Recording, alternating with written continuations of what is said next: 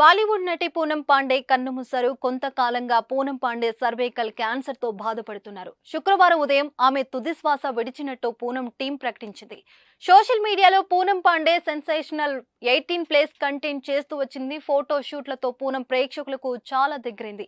India world cup కొడితే beach లో నగ్నంగా తిరుగుతానని ప్రకటించి గతంలో దేశవ్యాప్తంగా సంచలనం సృష్టించింది పూనం పాండే. గజం కేవలం 26,000 రూపాయలతో 165 గజాల భూమి కేవలం 52 లక్షలు మాత్రమే. పూనం పాండే నటన కంటే వివాదాలతోనే ఎక్కువగా ఫేమస్ అయింది. బాలీవుడ్ హాట్ బ్యూటీగా పేరు తెచ్చుకున్న పూనం చాలా కాలంగా సినిమాలకు దూరంగా ఉంటుంది. కేవలం సోషల్ మీడియాలోనే అభిమానులకు టచ్ లో ఉంటుంది. గతంలో అనేక రకాల వివాదాస్పద వ్యాఖ్యలు చేసి హాట్ టాపిక్ గా మారింది. ప్రస్తుతం పూనం లేదన్న వార్త బాలీవుడ్ ఇండస్ట్రీని మరియు ఆమె అభిమానులను దిగ్భ్రాంతికి గురి చేసింది. చాలా కాలంగా గర్భాశయ క్యాన్సర్ తో పోరాడుతూ పూనం పాండే తన స్వగ్రామం కాన్పూర్ లో తుది శ్వాస విడిచారని తెలుస్తుంది. పూనం పాండే మరణ వార్త విని బాలీవుడ్ ఒక్కసారిగా షాక్ కి గురైంది.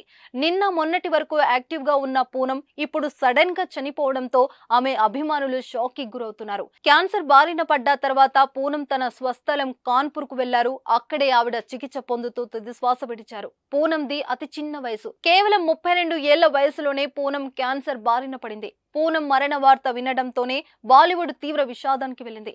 పూనం మరణం పట్ల బాలీవుడ్ నటులు సంతాపం తెలియజేస్తున్నారు. ఇక పూనం ఇంత అనారోగ్యంతో ఉన్నారా అంటూ ఆమె మరణ వార్త విన్నవారు విచారణ వ్యక్తం చేస్తున్నారు.